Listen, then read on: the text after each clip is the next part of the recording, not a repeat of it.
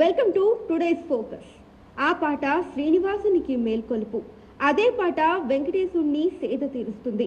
ఆ పాటే అమృతంలా ఆ దేవదేవుడి కడుపు నింపుతుంది. ఆ సుమధుర గానం బ్రహ్మాండ నాయకుని పసివాడిగా మార్చి లాలిస్తుంది, జోలపాటలా నిద్రపుచ్చుతుంది. ఇంతకీ ఎవరిదా గానం? ఎవరైనా మహాగాయకులదా, విద్వాంసులదా? గుండెల్లో కలుక్కుమనే నిజం ఏంటో తెలుసా? ఆ మహా గాయకురాలికి చూపు లేదు, తినడానికి తిండి లేదు, ఉండడానికి ఇల్లు లేదు. పోనీ 4 రోజులు ఆ వెంకటేశుడి సేవలో తరిద్దామంటే అంత ఆయుష్ లేదు. శ్రీవల్లి పాటల తల్లి. ఇదే ఇవాల్టి ఫోకస్.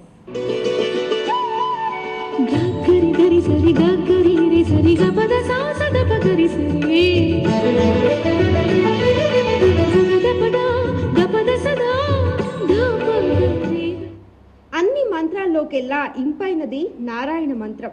పేద ధనిక ఎవరైనా కోరుకునేది ఆ ఒక్కటే. ఆపద్ బాంధవుడు, అనాథ రక్షకుడు, కలియుగ దైవం వెంకటేశ్వర స్వామి దర్శన భాగ్యం. మరో జన్మ ఉంటుందో లేదో, ఈ జన్మలోనే ఒక్క క్షణం ఆ నారాయణుడిని కళ్ళారా చూస్తే చాలు అని భావించే భక్తులు ఎందరో. అలా ఆ దేవదేవుణ్ణి స్మరిస్తూ కష్టాన్ని కడుపులో దాచుకుని దుఃఖాన్ని దిగమింగి వెంకన్న పాటలు పాడుతూ ఆ ఇంట ఈ ఇంట పెట్టే 4 మెతుకులు తిని కాలం వెళ్లదీస్తోంది ఓ ముసలవ్వ. దేశం అంటే మట్టి కాదు, దేశం అంటే మనుషులే. మన చుట్టూ సమాజంలో ఎంతో మంది కష్టాల్లో ఉంటారు. వాళ్ళని మనం ఏదో ఒక విధంగా ఆదుకోవాలి అనుకుంటే మన స్థితిగతులు సరిగ్గా లేవని, లేకపోతే ఆర్థికంగా స్థిరపడి లేవని అనుకోవచ్చు. కానీ ఆ సాయం చేయాలి అన్న ఆలోచన ఒక్కటి ఉంటే చాలు, ఏదో ఒక రూపంలో సమాజానికి ఉపయోగపడచ్చు అని ఆ వాక్యాన్ని అక్షర సత్యం చేసింది ఈ కార్వేట్ నగరానికి చెందిన వల్లమ్మ. తన కష్టాన్ని దిగమింగి ఇక్కడ ఉన్నటువంటి ఒక ఓల్డేజ్ హోమ్ లో ఉన్నటువంటి వృద్ధులందరికీ తన కష్టాన్ని పాట రూపంలో చెప్పుకుంటూ తన కష్టాన్ని ఒక పాటగా చెప్పి వాళ్ళ కష్టాన్ని సైతం దిగమింగేలాగా చేసే ఈ వల్లమ్మ ఎవరు, ఈ వల్లమ్మకు వచ్చిన కష్టం ఏంటి మీరే చూడండి. నానాటి బతుకు నాటకము, కానక కన్నది కైవల్యము, ఇదే ఈ అవ్వ గాథ. జీవితంలో చివరి మజిలీ గడుపుతున్న ఈమె పేరు వల్లమ్మ. చిత్తూరు జిల్లా కార్వేటి నగరం మండలం సుద్దగుంట గ్రామం.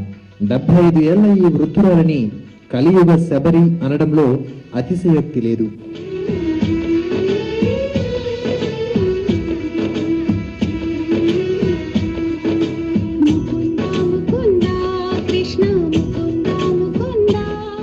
కర్మను జయించాలన్నదే వల్లమ్మ తపన, కష్టాల్ని దిగమింగాలన్నదే ఈ ముసలవ్వ ప్రయత్నం.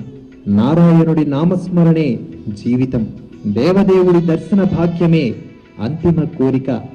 పాట పాడితే తన్మయత్వమే, పలికిందంటే ఆధ్యాత్మిక భావనే. కృష్ణ మనసే కోవిలగా, మమతలు మల్లెలుగా, నీ అనురాగం నీ అనుబంధం మన విరువరలానందం. ఒకే గానమై ఒకే ప్రాణమై ఒకరికి ఒకరై బ్రతకాలి. మనసే కోవిలగా మమతలు మల్లెలుగా, నిన్నే కొలచెదరా నన్నెన్నడ మరువకురా కృష్ణ. ఆదమ్మ చంగయ్య అనే పేద దంపతులకు ఏకైక సంతానంగా జన్మించింది వల్లమ్మ. అక్షర జ్ఞానం లేని ఈ అభాగ్యురాలు అద్భుతమైన గానంతో అందరి బంధువైంది. బతుకు పోరాటంలో కష్టాల్ని దిగమింగి నలుగురికి ఆదర్శమైంది. మత్తు వదలరా నిద్దుర మత్తు వదలరా, ఆ మత్తులోన పడితే గమ్మత్తుగా చిత్తవుదూరా. మత్తు వదలరా నిద్దుర మత్తు వదలరా, కాపాడుట నా వంతు కట్టెయ్యము నీ వంతు, కాపాడుట నా వంతు కట్టెయ్యము నీ వంతు, చెప్పడమే నా ధర్మం ఎనకపోతే నీ కర్మం. కట్టుకున్నవాడు కన్నవాళ్ళు ఈ లోకాన్ని వదిలి వెళ్లడంతో అనాథగా మారింది. ఆస్తిపాస్తులు బంధుమిత్రులు లేరన్న చింతన లేకుండా ఉన్న ఊరినే ఇల్లుగా, గ్రామస్తులనే సొంత వాళ్లగా భావించింది. అందుకే ఏ ఇంట శుభకార్యమైనా వల్లమ్మ ఉండాల్సిందే, పాట పాడాల్సిందే. ఏమని వర్ణింపునో తీర్చిన బొమ్మల తీరైన వాడు తీరని రుణమేదో తీర్చుకోవచ్చాడు ఏమని వర్ణింతునో ఆ దేవుడెదురైతే ఏరేమి కోరను మా అన్న రూపాన్ని చూపితే చాలును ఏమని వర్ణింతునో రాముడు కాడమ్మా నిందలు ఉన్నాయి కిష్టుడు కాడమ్మా సవతులు ఉన్నారు పోదించే దేవుళ్ళు నీదేముడవుతాడు. దారిద్ర్యం వెంటాడుతున్న దైవత్వంలో మునిగిపోయిన వల్లమ్మ శిశువుల నుంచి ముసలివారి వరకు అందరినీ తన గానామృతంతో ఓలలాడిస్తోంది.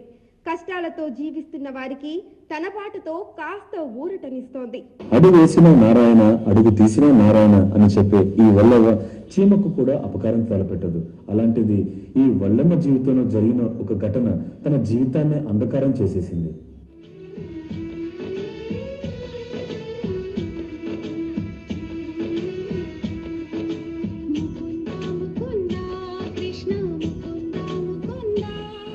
కష్టాల్ని మర్చిపోతూ కాలానికి ఎదురీదుతున్న ఈ మహాభక్తురాలిని విధి కూడా వెక్కిరించింది. అద్దరితో కలిసిమెలిసి ఉండే వల్లమ్మను చూసి కన్ను పుట్టిన ఓ పెద్దావిడ గ్రామంలోని భజనా మండలి నుంచి తొలగించింది. ఇదేంటని అడిగేందుకు వెళ్ళిన వల్లమ్మ మొహంపై వేడివేడి కాఫీ పోసింది.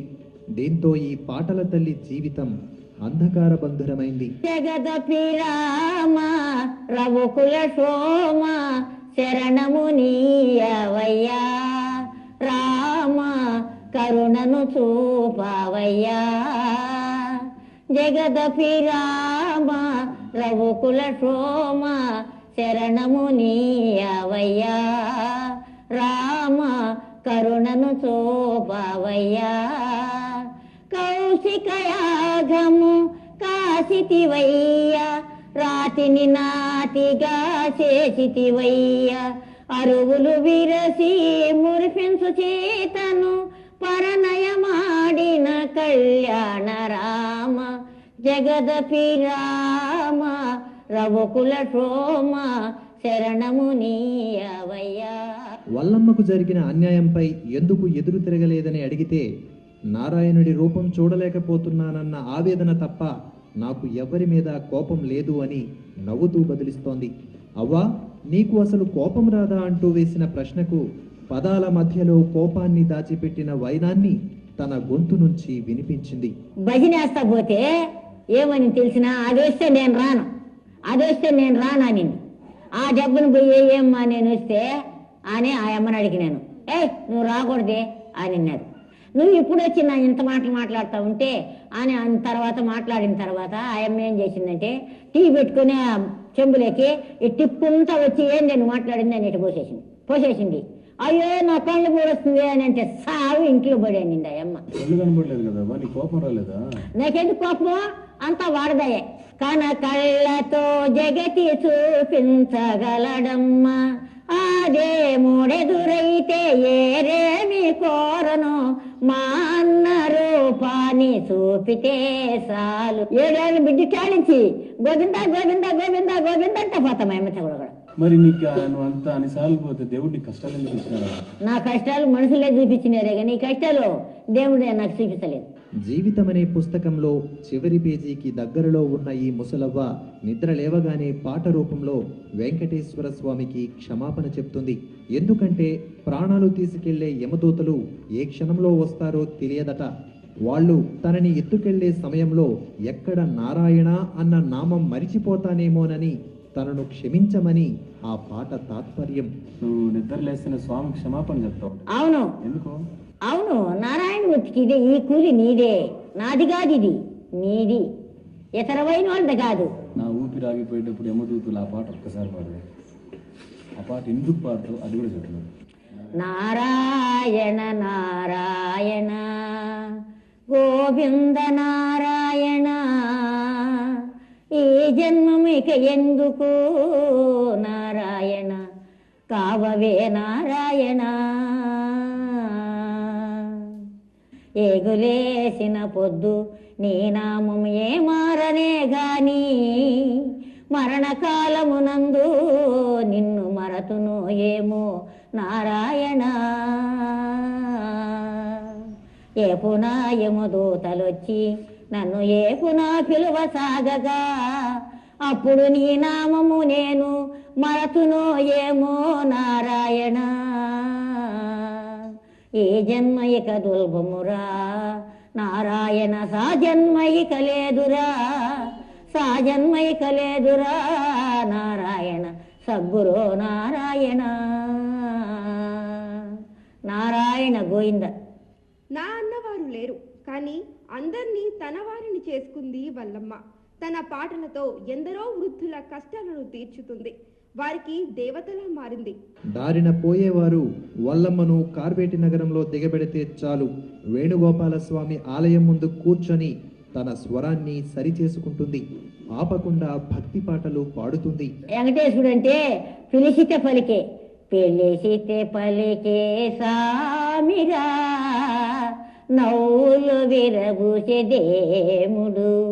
పిలిచితే పలికే స్వామిరా, నవ్వులు విరబూసే వాడురా, లోకముల వేలే వాడురా, పేదల సన్నతి దేవరా, పేదల సన్నతి దేవరా, వేడుకొండలలో వెలిగే దేవరా, కరుణను చూపే స్వామిరా, కరుణను చూపే స్వామిరా. ఉదయం గుడిలో ప్రసాదాన్ని అల్పాహారంగా తీసుకొని ఆ తరువాత పక్కనే ఉన్న వృద్ధాశ్రమానికి వెళ్తుంది వల్లమ్మ. అక్కడ ఉండే 30 మంది వృద్ధుల కష్టాలను తన పాటలతో మరిపిస్తుంది. అందరితో కలిసి తినే 4 ముద్దలనే పరమాన్నంగా భావిస్తుంది. చీకటి పడేలోగా తన సొంత గూటికి చేరుకుంటుంది. వృద్ధాశ్రమంలోని వారు వల్లమ్మని దైవంగా భావిస్తున్నారు. తమ కష్టాల్ని మర్చిపోవటానికి దేవుడు పంపిన దేవత అని అంటున్నారు. మాకు దేవత అనే మా ఇంట్లో తరిమి తరిమి కొడితే కూడా మాకు కూడి పెట్టకుండా కేంద్రానికి వచ్చినాము. ఆ తల్లి వచ్చి మాకు సదానంగా మా ఊరు గిరామదేవియే, మా దేవుడే. ఆమె మమ్మల్ని కాపాడుతుంది, మనసుకు సంతోషం ఇస్తుంది. చెడ్డ దిగి ఏదైనా జగడాలు వేసుకుంటే కూడా సరి వాళ్ళకు మధ్యసం చేస్తుంది. మీరు ఇట్ట బతకండి, జగడాలు వేయిపోకండి. దానికే మా ఊరు గిరామదేవి అనింది. నేను మంచి ఆమె ఊపిరి పోతే వాళ్ళు గ్రామంలో గుడి ఉండే చోట్లో సమాధి చెయ్యి, అంత భక్తుల్లా ఆమె. శ్రీనివాసుడినే తన సర్వంగా భావించిన ఈ కలియుగ శబరి తన చివరి కోరిక తీర్చమని ఆ దేవదేవుణ్ణే కోరుతోంది. పుణ్యక్షేత్రాలు చూడాలన్న తన కోరికతో పాటు తన ఆత్మబంధువులైన వృద్ధాశ్రమంలోని వాళ్లకు వెంకన్న దర్శన భాగ్యం కల్పించాలని వేడుకుంటోంది.